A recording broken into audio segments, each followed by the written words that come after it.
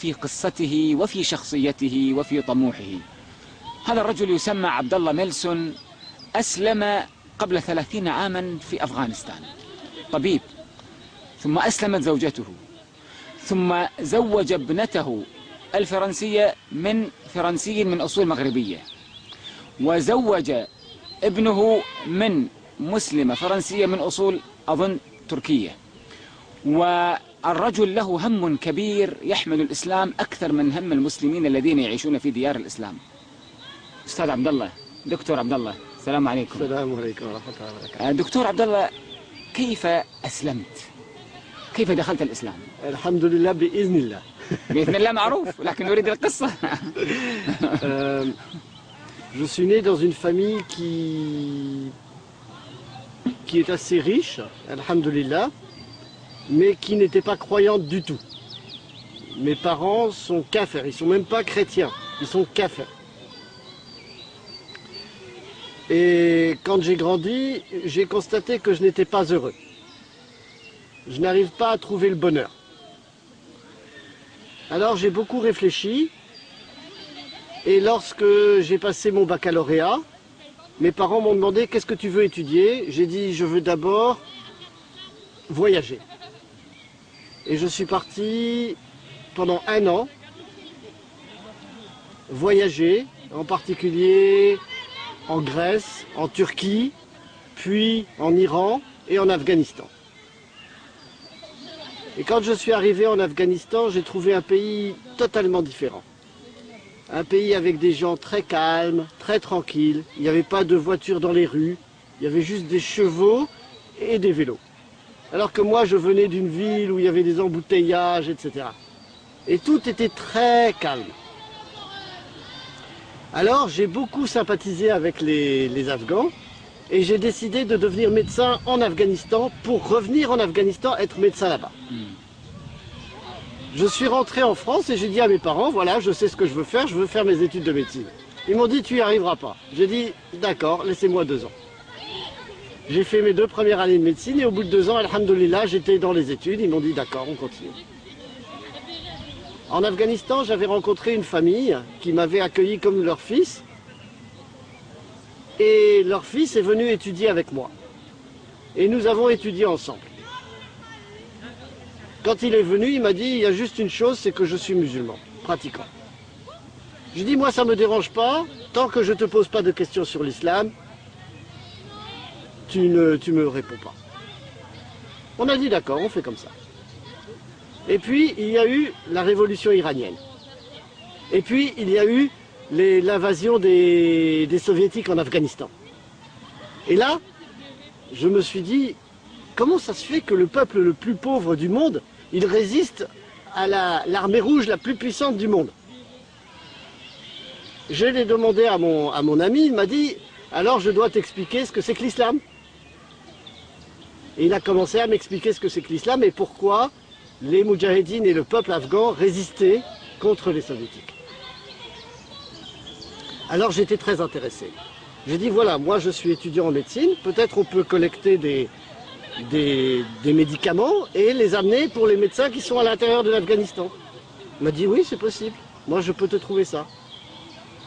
Et on est parti comme ça, avec une voiture pleine de médicaments. On est parti de Strasbourg, on est allé en Allemagne, et en Turquie, en Iran, au Pakistan. Et là, on a chargé les médicaments sur des mules et on a monté une montagne très haute, mais très haute.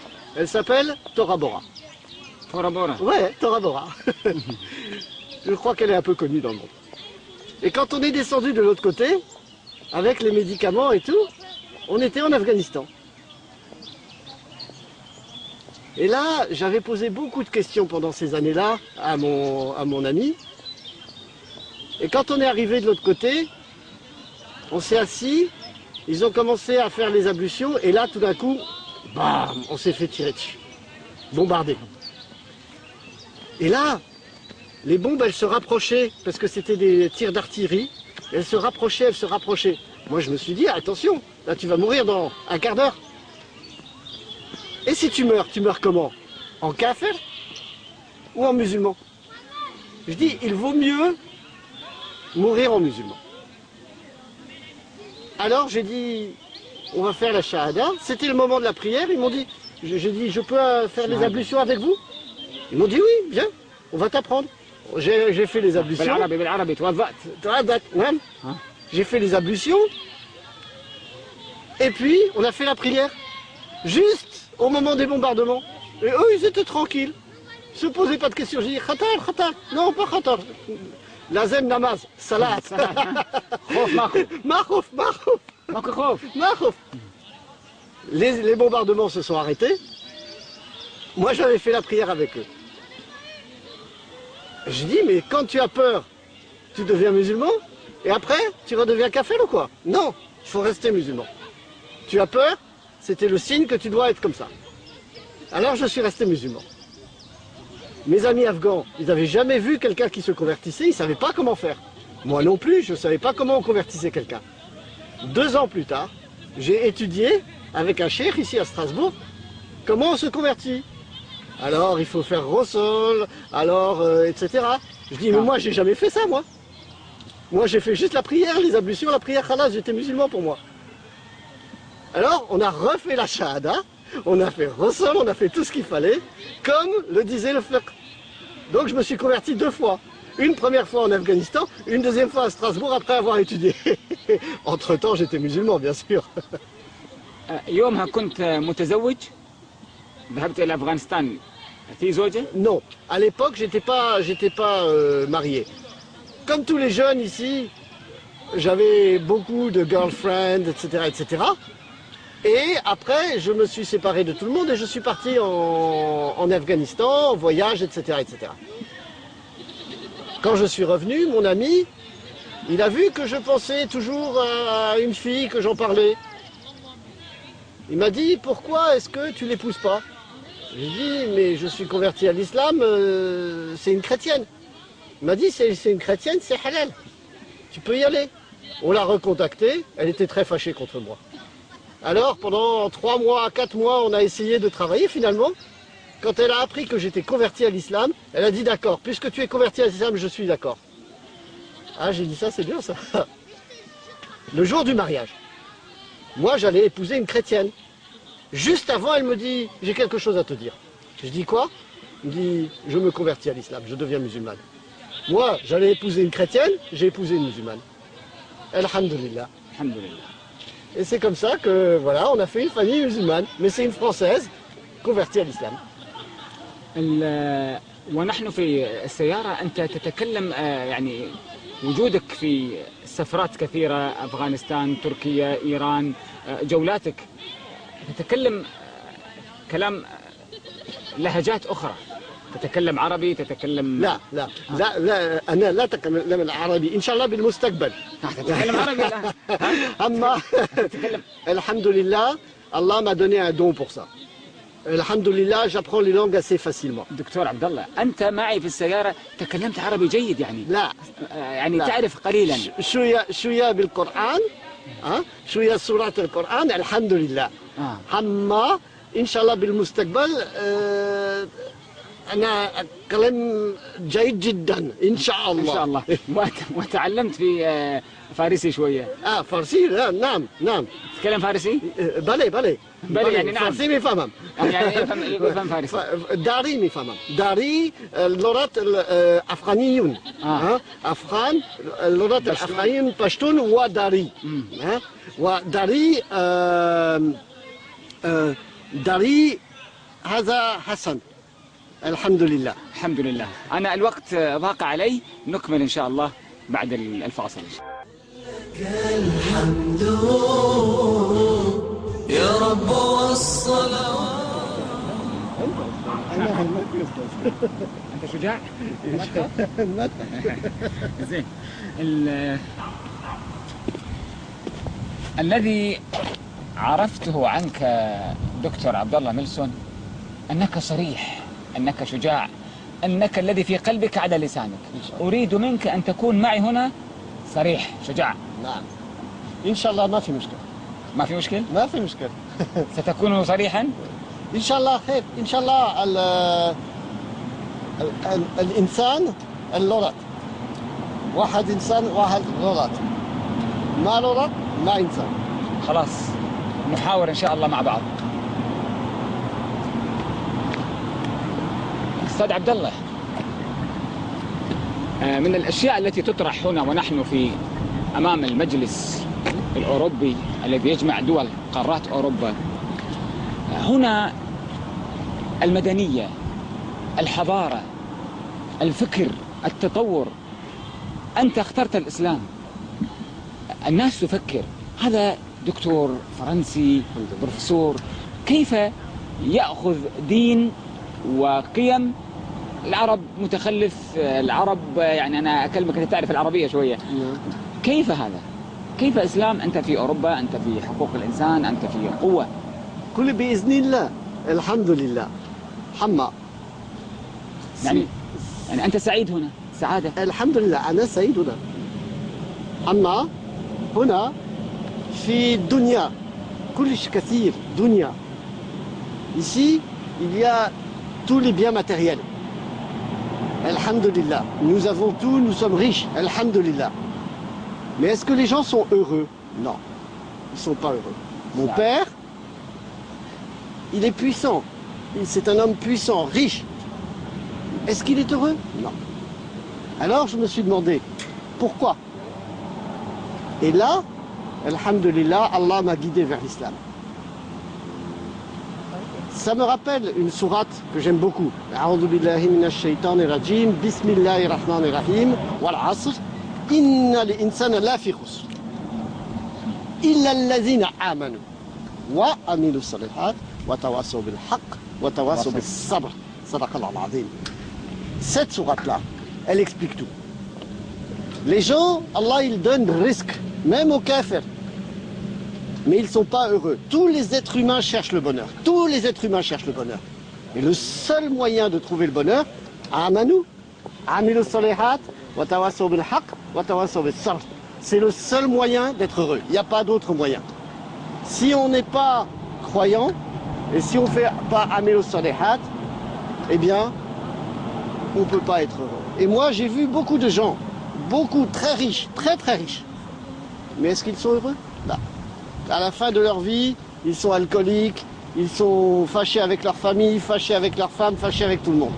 C'est ça le but de la vie? Non. Le but de la vie, c'est de préparer à Akhira. Et ça, c'est ce qui est important.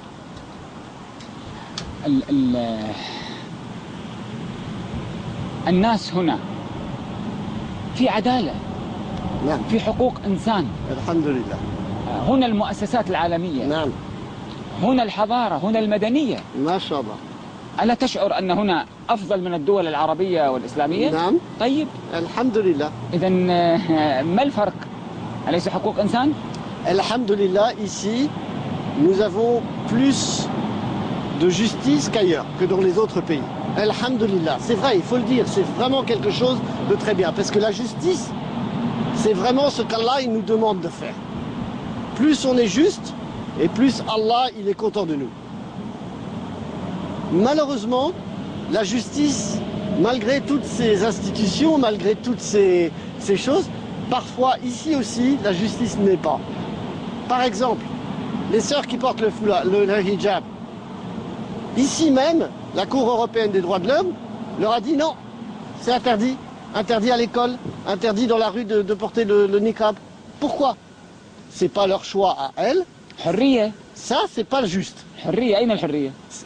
Mais ça, c'est seulement pour les musulmans. Autrement, tout va bien, alhamdulillah. Mais nous devons améliorer le système petit à petit, et expliquer que nous aussi, on est des êtres humains, et nous aussi, on veut la justice. Et Inch'Allah, on y arrivera. حلو. احنا ودنا نروح جهة أخرى لكي نري المشاهدين الموقع الحساس الذي نحن فيه في فرنسا وهذه المؤسسات المدنية، ونجري حوارا عن قصتك مع كتاب الحجاب إن شاء الله، وعن قصتك في رحلتك في غزة. نعم إن شاء الله. وعن قصص كثيرة. ها؟ إن شاء الله. السلام.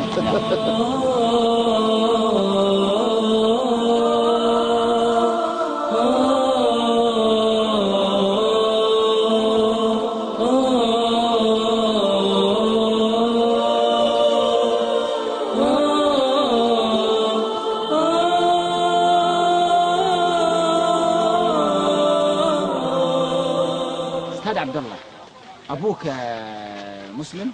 لا أبوك كريستيان مسيحي؟ لا ماذا أبوك؟ أبوك أبو ملحد ملحد. ملحد، هذه مشكلة. مشكل كثير. لماذا ملحد؟ يعني أبوك أين يعمل؟ لماذا ملحد؟ Ça vient de mon grand-père. Mon grand-père, au départ, il était chrétien. Il était d'une famille chrétienne. Mais ensuite, il est devenu franc-maçon, maçonniين. ماسوني وحتى الوالدة نعم. ماما ماسونية كمان. لا بس بابا بابا ملحد ماكو دين. ملحد ما في دين. Et malheureusement, comme ça, ils sont devenus ملحد. نعم. هو أين يعمل؟ أين يعمل؟ work. Your father. Mon père, il est directeur de banque. C'est quelqu'un de puissant. قوتي. في قوة. ما في إيمان. ما في إيمان. ما في فلوس. زين. وماما؟ Ma mère est traductrice, interprète d'anglais. Mais quand ils se sont rencontrés, ils étaient dans l'armée. Ma mère était officier et mon père était officier. Mais ma mère était plus gradée que mon père. أقوى من بابا. أقوى من الوالد. ما شاء الله. طيب أخ عبد الله، أولاد Ouais. كم واحد عندك أولاد؟ J'ai 4 enfants. 4 أولاد. نعم الحمد لله. بنات؟ Une fille et 3 garçons.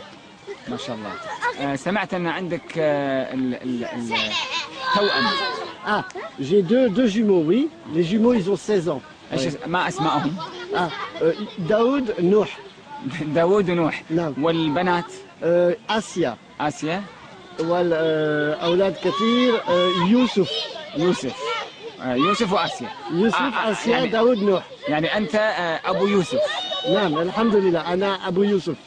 طيب أبو يوسف، نحن لما نسأل عن دخولك في الإسلام، أنت تتكلم عن الإسلام بقوة.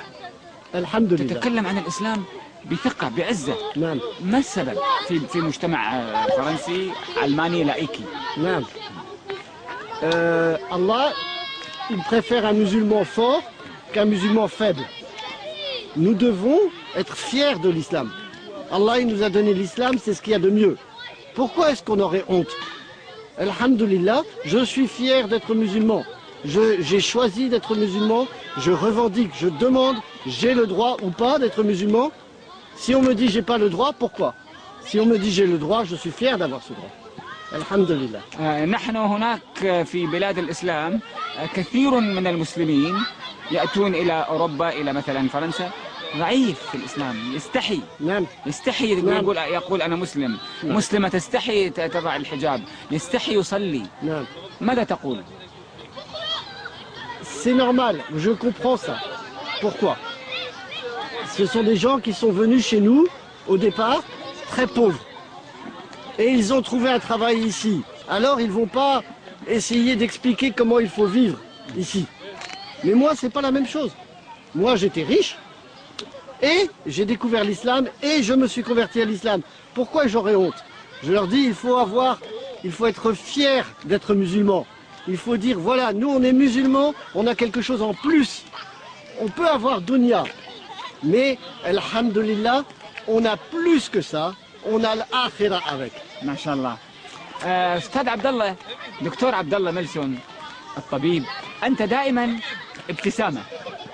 في العيادة ابتسامة، في السوق ابتسامة، في السيارة ابتسامة، دائما يضحك. دائما ابتسامة. Mon sourire, alhamdulillah, depuis que je suis musulman, je souris. Parce que Allah m'a donné ça. Allah, il m'a permis, il m'a donné le bonheur.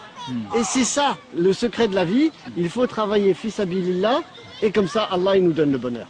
ما شاء الله. Et comme ça, on a toujours le sourire. يعني أنا الدكتور عبد الله دائما كلمة في سبيل الله. مطعم في سبيل الله. نعم. سيارة في سبيل الله. طبيب في سبيل الله. كل شيء في سبيل الله. يا سلام الحمد لله. روعة روعة. الحمد يا رب والصلوات. نحن نقف الآن في فرنسا وخلفنا مؤسسة عريقة هي المحكمة الأوروبية لحقوق الإنسان. من هذا المكان يناقشنا ونناقش عبد الله ميلسون المعروف عنه أنه من أكبر المدافعين عن حقوق المسلمين في فرنسا، وألف كتابا عن الحجاب. ما قصة الكتاب؟ عنوان الكتاب جهدك في الدفاع عن المحجبات. C'était déjà il y a quelques années. Le problème, c'est qu'en 1989, il y a eu une affaire où deux petites filles de 12 à 14 ans ont été renvoyées de leur collège. Moi, j'étais un des élus responsables de la communauté musulmane. Et à cette époque-là, on se posait la question de savoir comment on va réagir. J'ai été celui qui a dit « Nous sommes dans un pays des droits de l'homme. Nous devons réagir avec le droit. Pas en faisant des manifestations, pas en cassant des voitures, pas en faisant des choses comme ça, mais avec les droits de l'homme. » Et j'ai proposé alors que l'on fasse des procès contre le gouvernement pour que ces filles puissent retourner à l'école. Pour les deux premières, malheureusement, ça ne s'est pas fait parce que leurs parents ne voulaient pas. Mais quelques années plus tard, malheureusement, les choses sont revenues de plus en plus. Alors, j'ai commencé à expliquer comment on devait faire et à soutenir ces filles-là devant les procès. Et à chaque fois qu'on a fait un procès, on a gagné. Alhamdulillah. J'ai plus de 400 procès contre le gouvernement français derrière moi. Alhamdulillah. Après quelques années comme ça, à chaque fois j'avais les mêmes questions. Et pour ne pas répéter à chaque fois les mêmes choses, j'ai écrit ce livre-là, hein, pour que les filles lisent d'abord ce livre, qui leur explique qu'est-ce que c'est que les droits de l'homme, quels sont leurs droits, et qui finalement fassent le procès en connaissance de cause. Et nous, on les aidait, on leur fournissait les avocats, on allait les voir, on les aidait psychologiquement, on essayait de négocier, parce qu'il y a des fois, alhamdulillah, on n'avait pas besoin de procès. Et on a gagné de plus en plus. Et les kafirines, ils étaient très mécontents. 400 procès. C'est énorme. Alors, au bout d'un certain temps, ils ont dit, il faut changer la loi. Et ils ont fait tout un cinéma pour changer la loi, pour interdire de porter le hijab dans les écoles et les collèges. Lorsque la loi a été préparée, j'ai été reçu par l'Assemblée nationale et je leur ai expliqué que c'était simplement la liberté qu'on défendait. On n'imposait pas à ces filles de porter le foulard ou pas, c'est elles qui choisissaient d'être musulmanes. Mais je n'ai pas été entendu. Lors de la discussion de la loi en pleine séance, un député s'est levé, il a sorti mon livre, il a dit c'est à cause de ce livre que nous sommes ici, qu'on doit faire la loi. S'il n'y avait pas eu ce livre, on ne ferait pas de loi. On aurait jeté les filles comme ça, sans loi. Mais à cause de ce livre, on doit faire la loi. Cette loi, c'est une loi d'interdiction. Plus la liberté, c'est plus la laïcité telle que moi je l'ai connue. Mes parents, mon grand-père, il m'a enseigné la laïcité, la liberté. Et maintenant, la laïcité, ça devient l'interdiction. C'est plus la laïcité. Ils ont changé la laïcité à cause de ça, à cause des musulmanes et à cause des musulmans. Nous sommes allés devant la Cour européenne des droits de l'homme. Et là, on avait, Inch'Allah, beaucoup d'espoir de gagner. Mais malheureusement, la Cour européenne des droits de l'homme a refusé d'examiner notre demande. Elle n'a même pas accepté qu'on dépose la demande. L'année dernière, je suis allé à l'ONU, à la Cour, au comité des droits de l'homme de l'ONU, à Genève. Il y avait tous les ambassadeurs de tous les pays qui étaient là. Et à un moment, une haut responsable de la Cour européenne des droits de l'homme m'a dit « Nous avons fait un accord avec l'État français que nous n'examinerons pas, jamais, les affaires de foulard islamique, sinon notre cour elle va exploser. Je lui ai dit, madame, est-ce que vous vous rendez compte que en faisant cet accord-là, vous avez nié les droits de l'homme des musulmans de France et des musulmanes de France? Est-ce que vous vous rendez compte de ce que vous avez fait comme accord? Là, elle ne m'a pas répondu. Maintenant, nous savons qu'il y a, malheureusement, un accord entre l'État français et la Cour européenne des droits de l'homme qui fait que les musulmanes et les musulmans de ce pays ne peuvent pas avoir les droits de l'homme, leur liberté, parce que l'accord est politique. Et je le regrette. شكرا. طيب هذا حقوق المحجبات، هل هناك ممكن يأتي يوم تتكلم فيه عن حقوق الملتحين، حقوق اللحية؟ الحين الحمد لله ما في حقوق. مستقبل؟ مستقبل اللهم علينا. Je dis toujours, hein, ça c'est mon foulard. هذا الحجاب هنا. شكرا أستاذ عبد الله، الله يخليك، مشكور. الحمد يا رب والصلوات، الحمد يا رب والصلوات.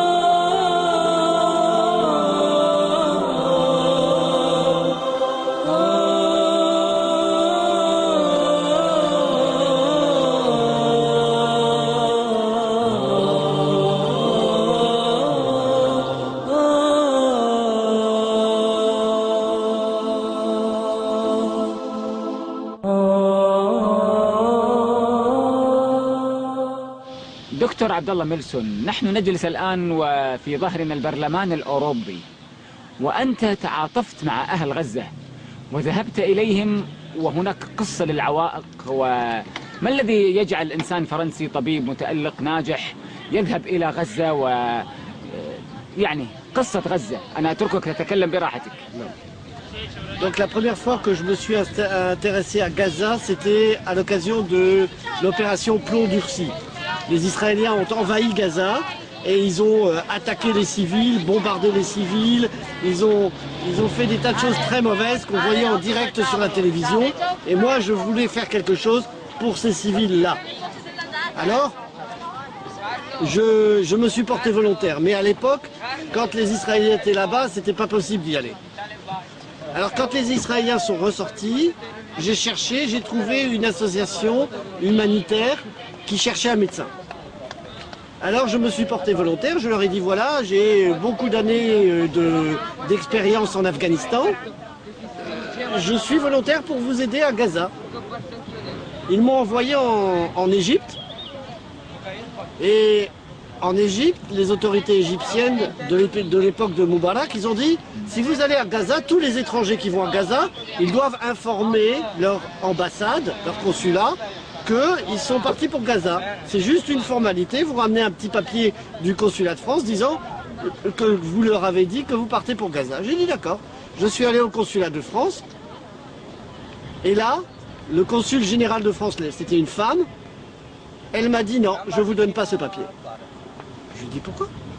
Elle me dit je ne pense pas qu'il y ait besoin de médecins généralistes à Gaza. Je dis vous plaisantez? Il vient d'avoir une guerre, il y a des bombes, etc. Et vous pensez pas qu'il y a besoin de médecins généralistes à Gaza? C'est quoi cette histoire? Je dis non, il y a peut-être besoin de chirurgiens, mais pas de simples généralistes comme vous. Je dis moi j'ai des années d'expérience en Afghanistan de la guerre. Je sais ce que c'est la médecine de guerre, premièrement. Deuxièmement, j'ai pas l'habitude que le gouvernement français me dise ce que moi je dois faire. Moi, je suis né libre. Je vois pas pourquoi le gouvernement, il m'empêche de travailler.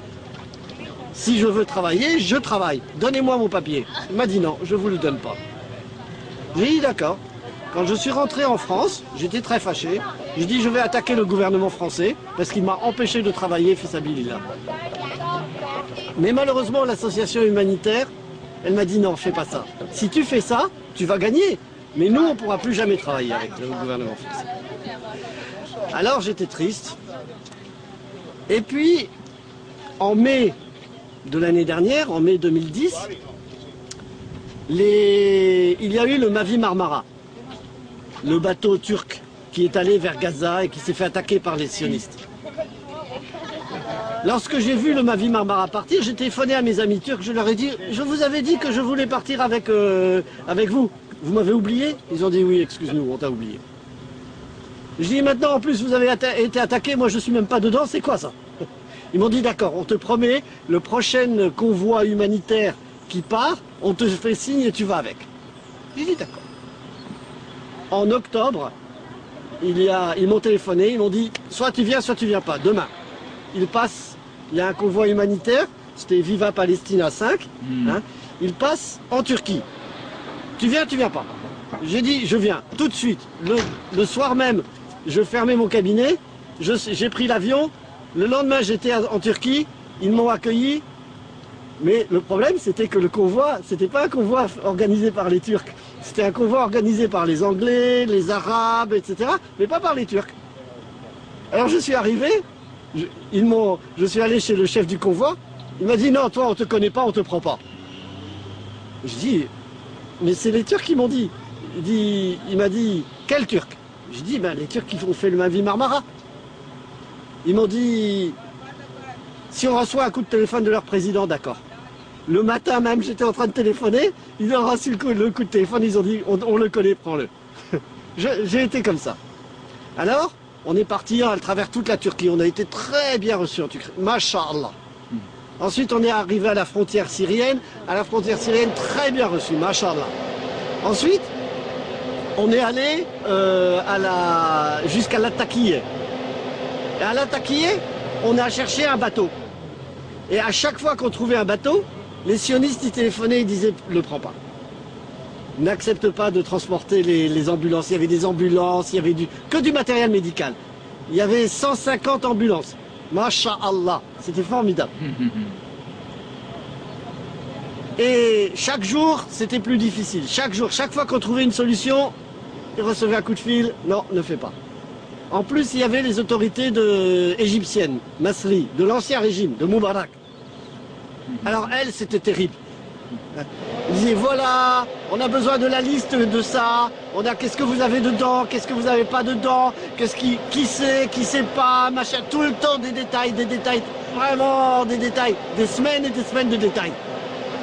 Ils disaient pas, on veut pas vous passer, parce que vous devez partir de Latakiye pour aller en Égypte et passer par Rafah.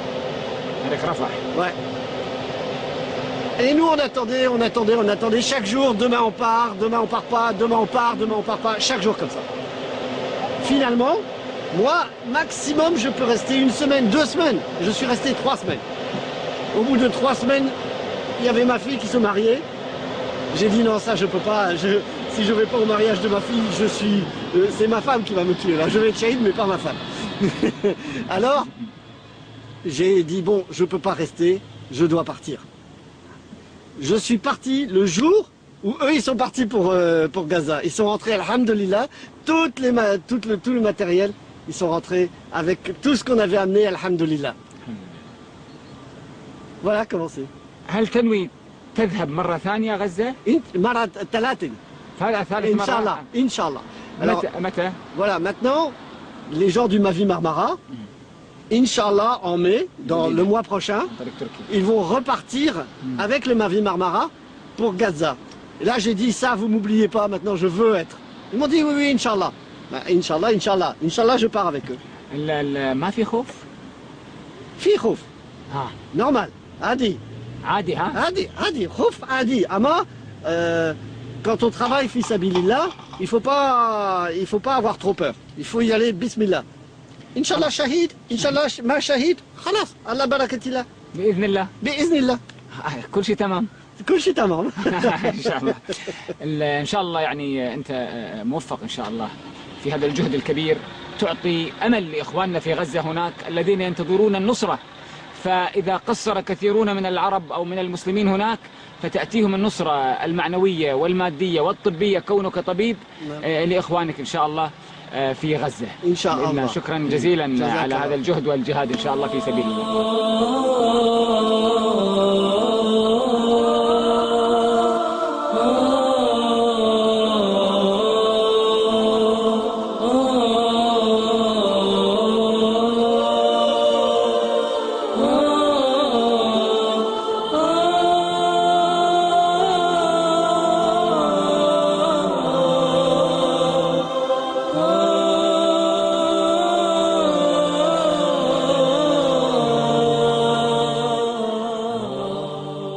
دوما لك الحمد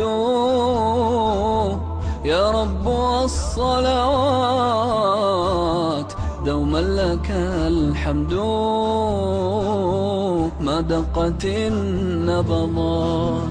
فلا أنت خالقنا تدعو لك الأصوات، دوما لك الحمد في الجهر والخلوات. دوما لك الحمد يا رب والصلوات، دوما لك الحمد ما دقت النبضات.